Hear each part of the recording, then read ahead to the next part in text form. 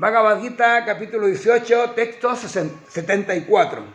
Uy, se me pega el 6. Aquí habla Sanjaya. Sanjaya es el que relata este texto al rey ciego, tal como comenzó Bhagavad Gita. Aquí terminan los últimos textos, va a seguir hablando o va a hablar Sanjaya. Dice: yo he oído este maravilloso diálogo entre Vasudeva y el magnánimo Partha, y al escucharlo se me erizaban los cabellos. Y dice, el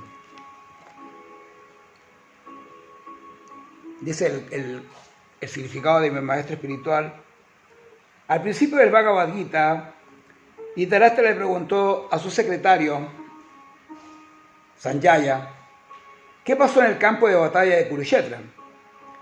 Todo el estudio se relató a Sanjaya en el corazón por la gracia de su maestro espiritual, Vyasa. Fue así que él pudo explicar el tema del campo de batalla. La conversación era maravillosa, porque nunca antes se había dado una conversación tan importante entre dos grandes almas, y jamás volvería a darse.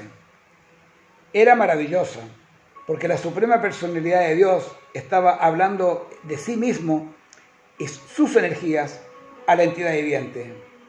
Arjuna es un gran devoto del Señor. Si seguimos sus pasos, o los pasos de Arjuna para entender a Krishna, tendremos entonces una vida feliz y triunfal.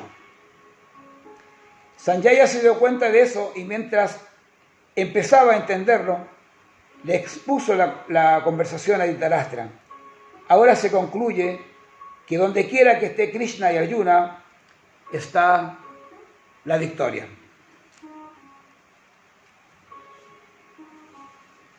Algo muy importante.